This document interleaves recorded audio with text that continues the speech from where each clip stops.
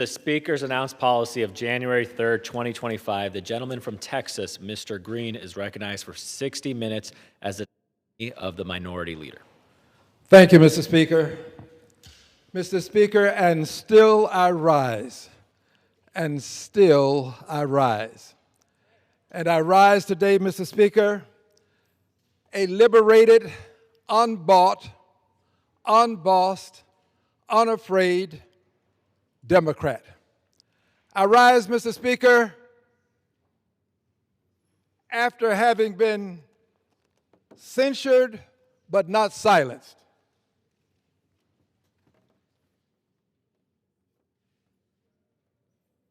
Censured but not silenced. Yes, I am that person who chooses to take on some of the great social injustices of our time. And there are times when taking on these injustices necessitates that we take action right here in this chamber. And I'm proud of the things that I have done to call to the attention not only of the Congress, not only of this country, but to the attention of the world, some of the injustices taking place in my country. Quite frankly, the country that I love because of what it stands for in its great documents, liberty and justice for all, as extolled in the Pledge of Allegiance. Yes, I sometimes have to take difficult positions. And when I do, I sometimes have to face difficult consequences. But I do so, and still I rise, Mr. Speaker, and still I rise. And today, Mr. Speaker, I rise to address corruption within the Trump administration, corruption within the Trump family, corruption within Trump politics, and I want to show how this corruption is encroaching upon something that is very sacred in this institution. So let me start now, Mr. Speaker, with corruption within the Trump family. Within the Trump family. Mr. Speaker, I had the preeminent privilege of being a part of a hearing today in financial services. And this hearing had to do with fraud being perpetrated. Well, I want to talk about corruption being perpetrated. And I spoke about this at the hearing today, and I shall revisit some of these things that I called to the attention of the public at the hearing today. The first is a news article. It is styled, "Trump Meme Coin Down 96% as Bitcoin and Meme Coin Slide." This is the Trump meme coin. This article is dated February 9th, 2026. And I shall read excerpts. It reads in part this: last February, the coin market's capitalization stood at $3.5 billion. We're talking about now the Trump meme coin. $3.5 billion. Already well below its $14.5 billion peak on the eve of his second inauguration. When the Trump administration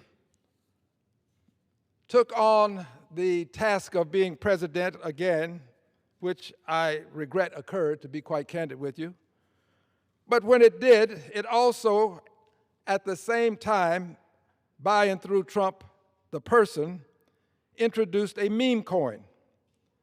That meme coin stood capitalized at $3.5 billion. Well, this is $14.5 billion at its peak. $3.5 billion later, at its peak, 14.5. Today, it has fallen to $1.78 billion. To repeat, so as to allow people to completely understand, initially, it was capitalized at $3.5 billion. It then made an upward move to $14.5 billion. This was at its peak. And today, this is following February the 9th, it fell to $1.78 billion. Why is this important? Why is it important for me to call this article to your attention? Because there is something called pump and dump. Pump and dump. This is where clever people will create something such as a meme coin, and they will instantly start to put money into it. But they use famous people. And in using these famous people, this name identification in and of itself brings credibility to the product that they're placing in the market. And that credibility causes the product to move rapidly in its value. It goes up.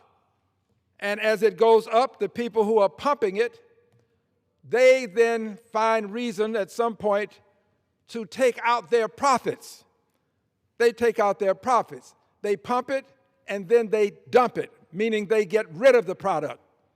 They no longer want it. And when they dump it at its zenith, they take out great profits. They make not only millions, but billions. They remove the profits. Let me read on.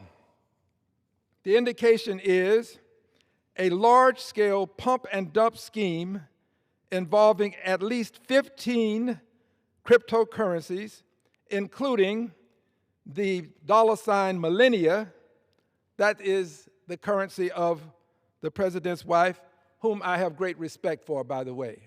I really do. I have met her and found her to be a very pleasant lady, but I've observed her from afar, and I have great respect for her. The complaint alleged that First Lady Melania Trump was used as a window dressing for a crime engineered by other persons. But the point is this: engineered by other persons, but the Trump family made large sums of money as a result.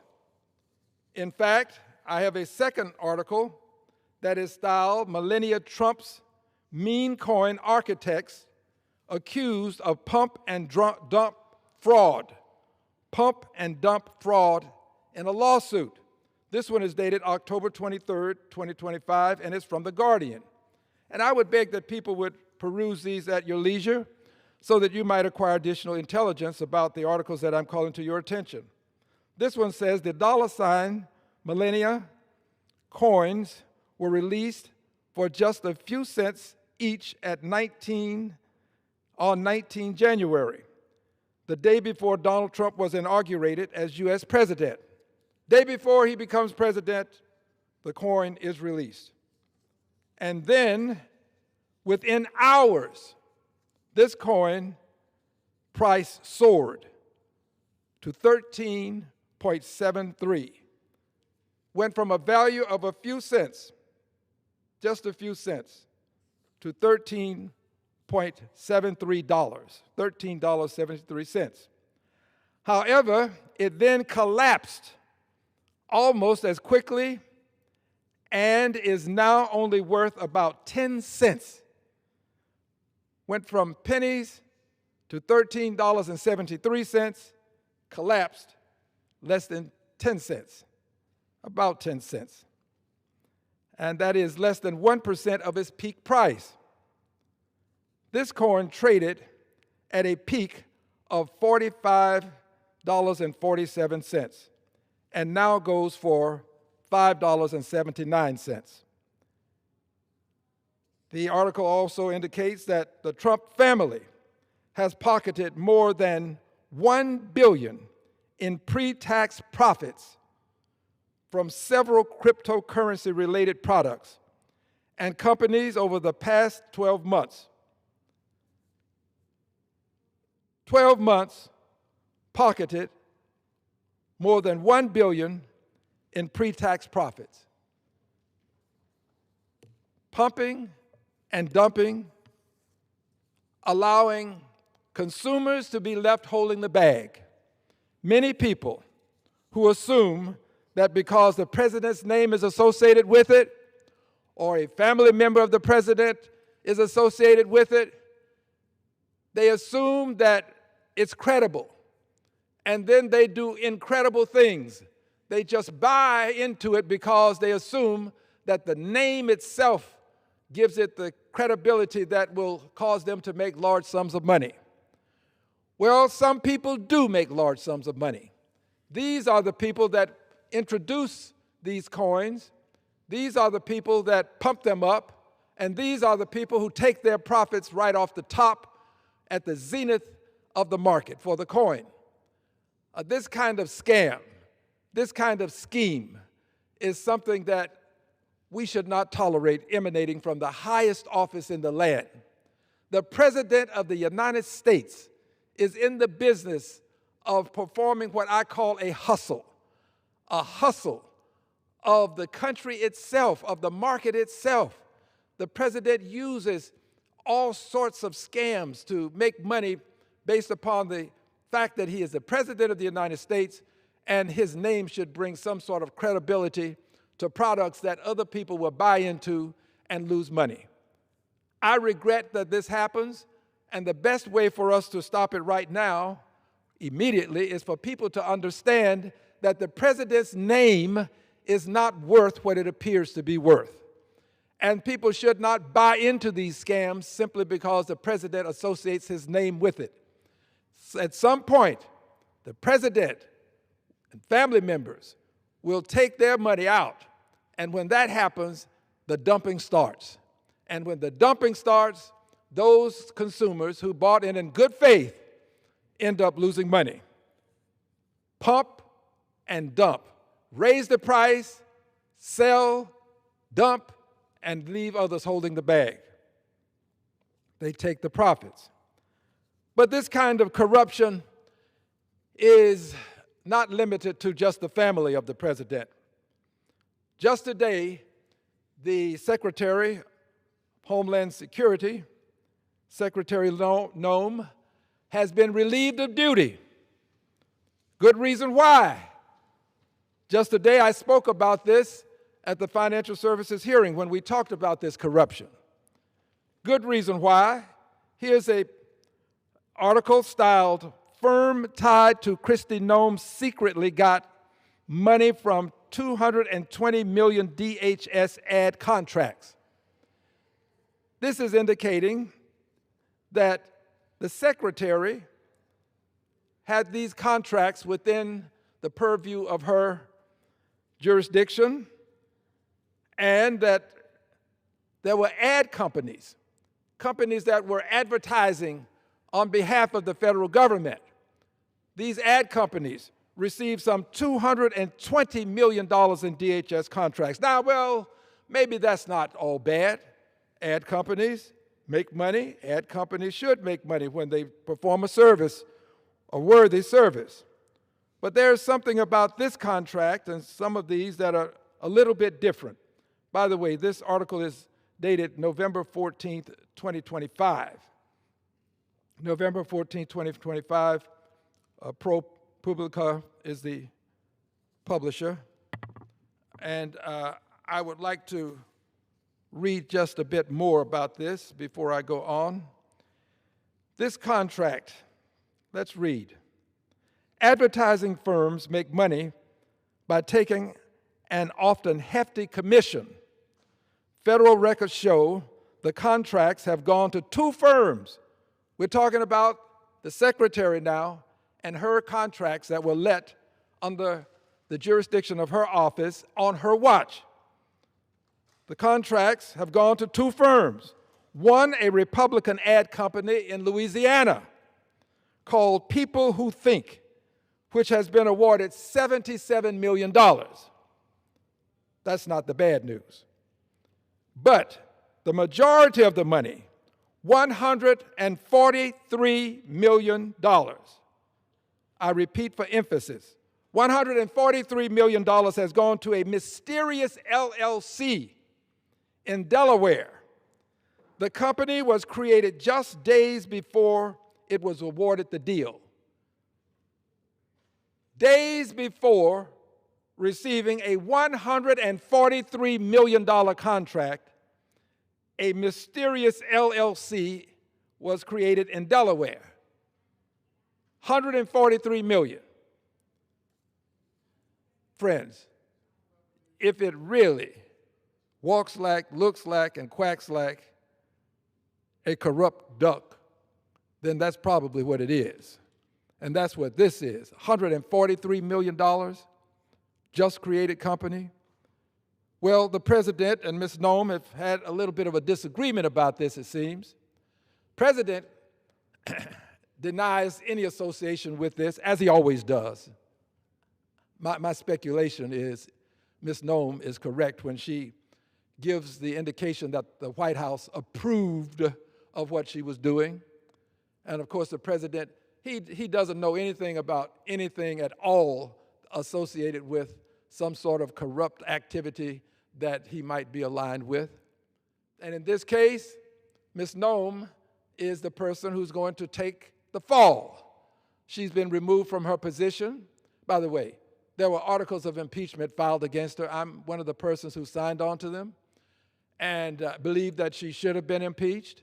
She has been moved now to some other position, but I think that Ms. Nome should be removed from the government, from the offices of the government. The good offices should not have Ms. Nome associated with them after this incident with the contracts, but more important than this is about money.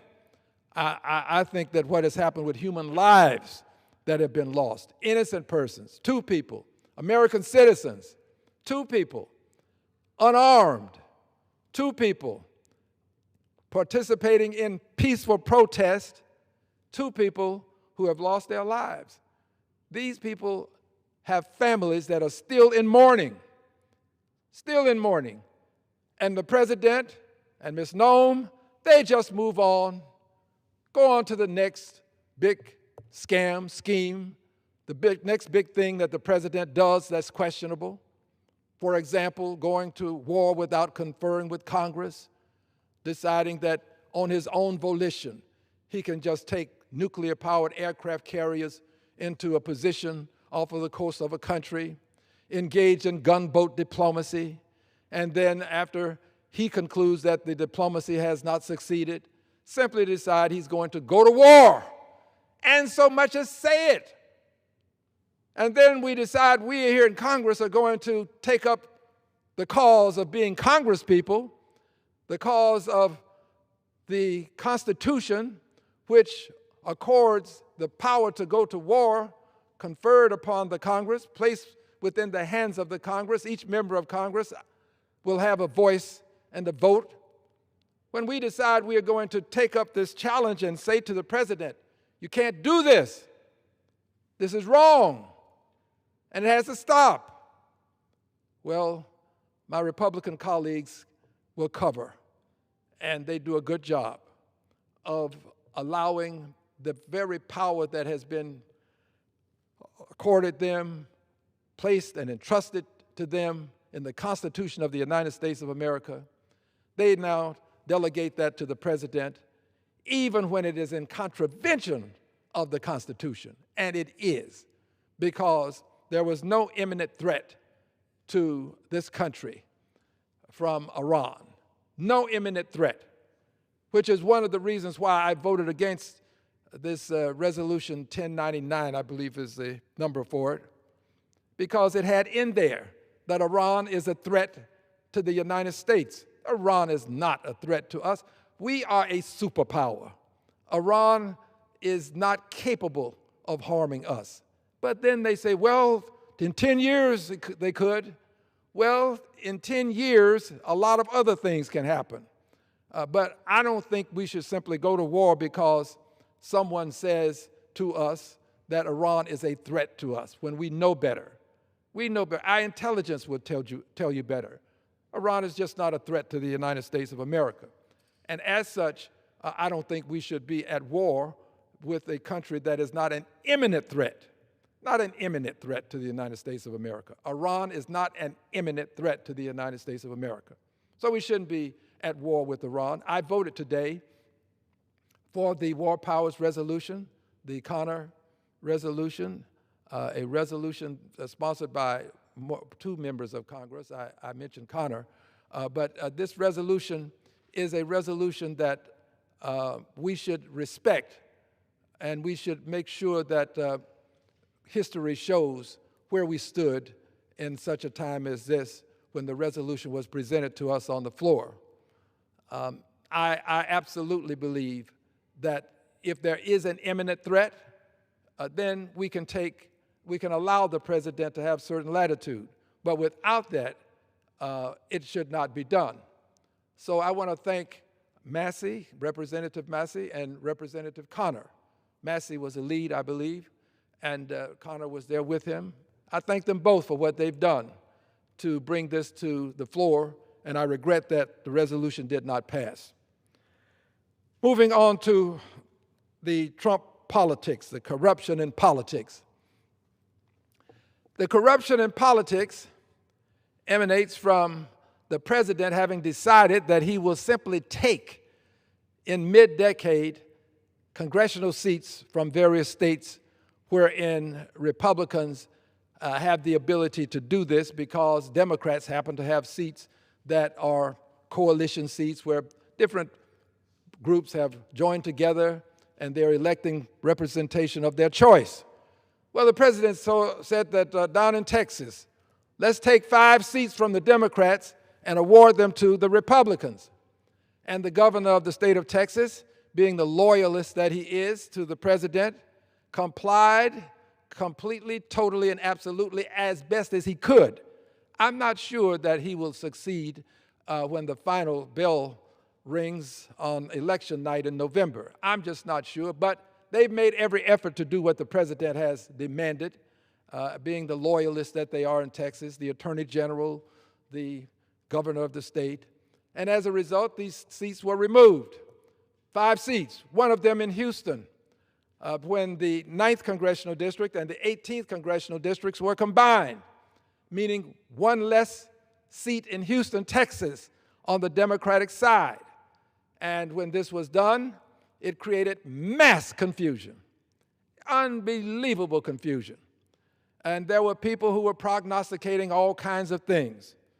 People were saying that certain members were not going to be returning. And all of this prognostication has been, unfortunately,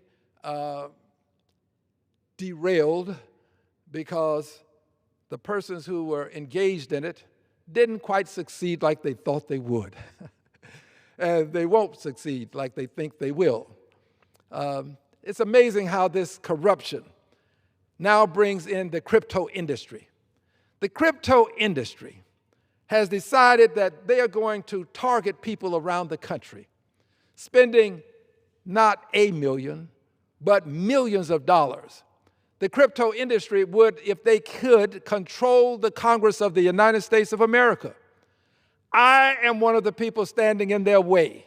I will continue to stand in their way. They graded me out and I got an F. I am as proud of that F as I am of any A I've ever received in life. I'm very proud to say that the crypto industry does not find favor with me. They believe that those who receive A's from them should be rewarded by eliminating the opposition in Congress that is to them, the opposition to them in Congress.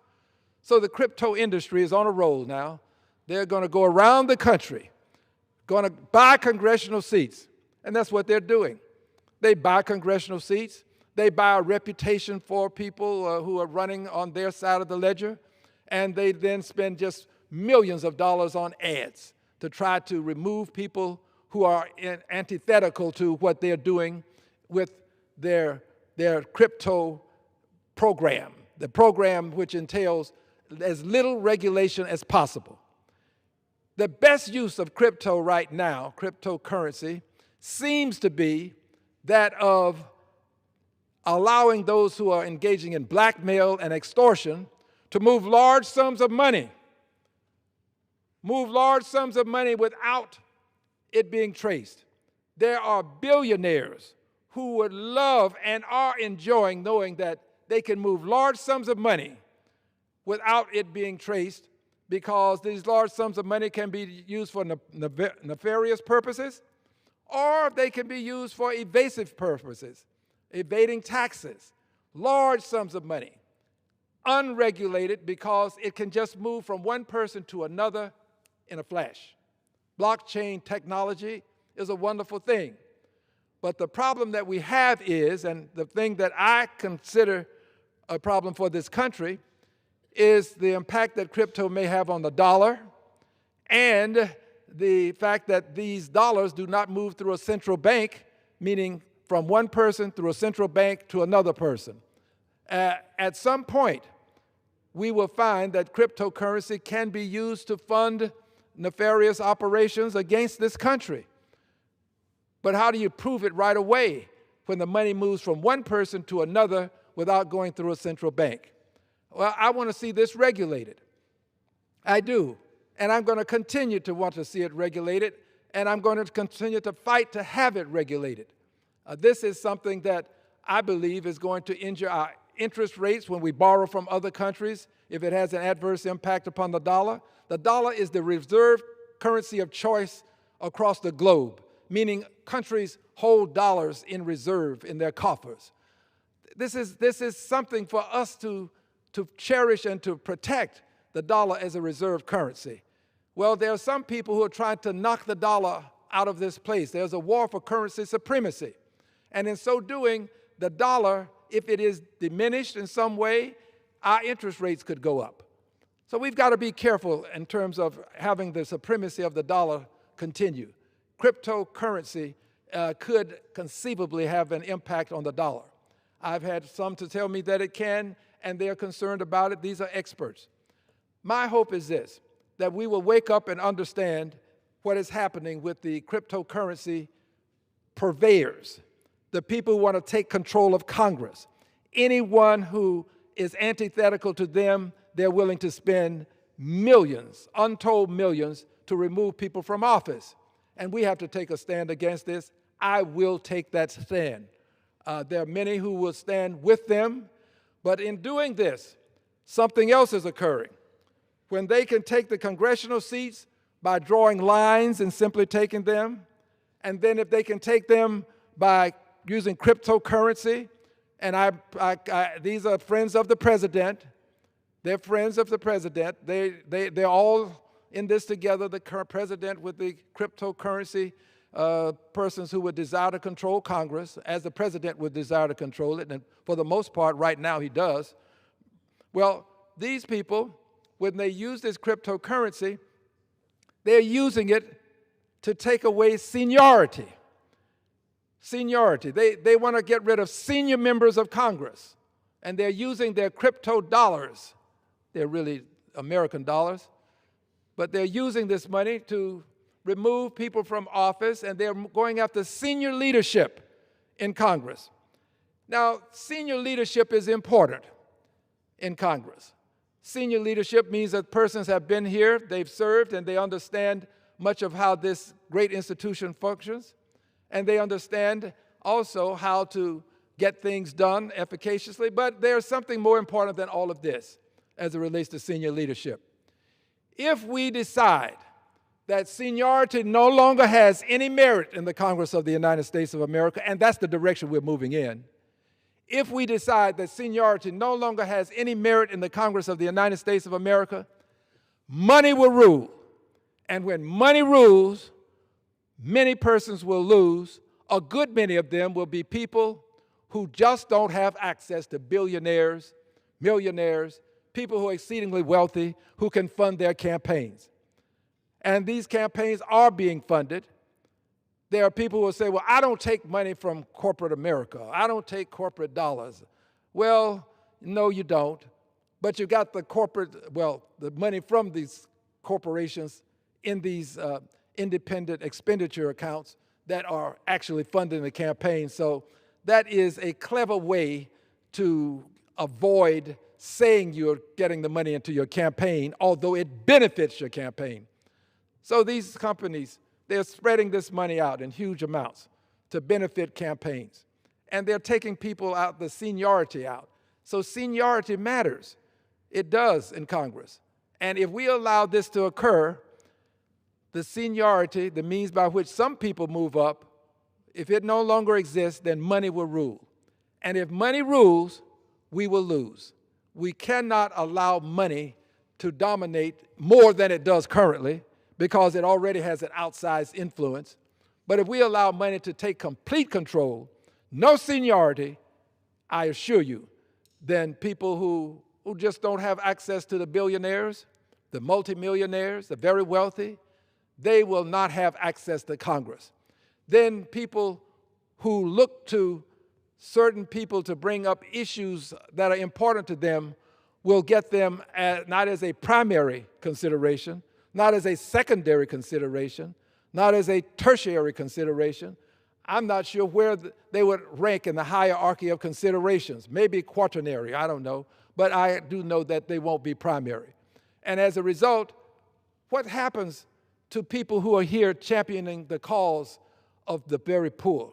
The people who believe that Social Security is an investment, not simply an entitlement.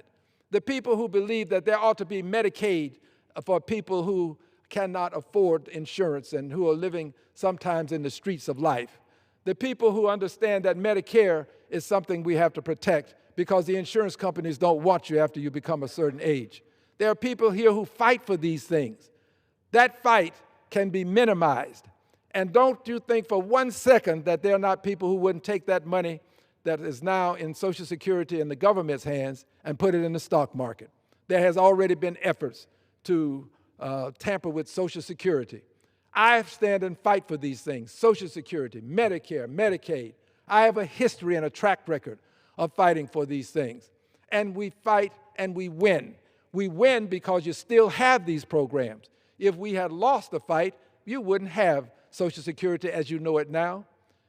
Texas was offered $100 billion for Medicaid expansion and rejected $100 billion. Texas did, and we have to fight to get these things done. And that fight will be limited to people who are wealthy in and of their own right and can afford to take on the crypto giants, can afford to take on the very wealthy. It would be fights among the very wealthy and the puppets of the very wealthy.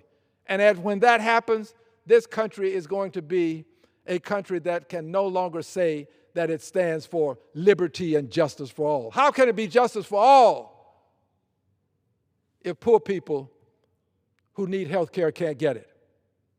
How can it be justice for all if Social Security is minimized or placed in the stock market and is subject to the whims of the market? No. The system that we have is a tried and proven system that works well. So we have to protect it.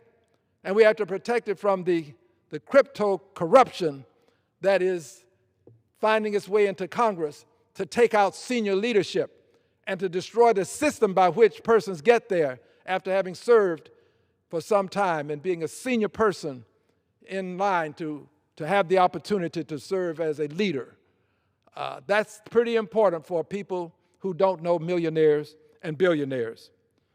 So finally, I think it appropriate to talk about not only how the corruption has permeated the Congress and how the corruption is right before our eyes in the stock market where pumping and dumping is taking place, how the corruption is taking place as it relates to persons who simply are trying their very best to engage in the process of buying and selling stocks, but find themselves on the losing end.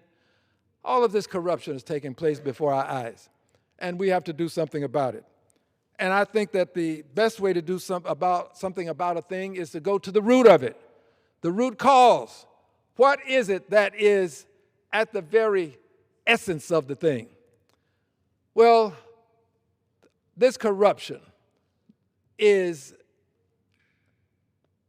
aided and abetted by a president of the United States of America who's engaged in the corruption and the skimming and scamming in the stock market. He is president who would take seats from one side and award them to another side just to maintain power, to make sure that he stays in office. He said as much that he's afraid we'll impeach him, and he's right. This president, he's at the root cause of this. If you look around the world, you see all of the turmoil that he's creating around the globe, across the globe, using the military at a whim. He's taken on certain things that we just never expected a president to do. We always thought presidents would have a certain amount of dignity, a certain amount of decorum, a certain amount of principle. This man has no principles. He does whatever he chooses when he chooses. And he knows that he's got the backing of a Congress, that would be the House and the Senate on the Republican side, not the Democrats. And he has, to a certain extent, the backing of certain people on the courts that are loyal to him. I regret to see all of this happening. But I do know this: there is a solution that the Constitution has given us here in the House of Representatives and in the United States Senate. This is why this was instilled in the Constitution, this remedy that I'm calling to your attention. It was put there for a time such as this and a president such as Trump. This is why it's there. This is why we should use it, so that we would honor the framers of the Constitution and their infinite wisdom in understanding that when someone is placing himself above and beyond the law and being aided and abetted in the process, then there has to be a means by which that person can be dealt with. And it is political. It is intentionally political. The process is political. The process is such that you can bring that person before the bar of justice right here in the House of Representatives. And when that person is brought before the bar of justice here in the House, every member has a vote. And do not let people calling themselves constitutional scholars try to convince you that it is anything more than what President Gerald Ford said it was. President Gerald Ford said this process is something that is lawful whenever 218 members say it is, assuming that that's the majority on a given day. Whatever the majority says it is in the House, there is no appealing the decision of the House. No member has to say why they voted the way they voted. You vote. You vote your conscience with this process.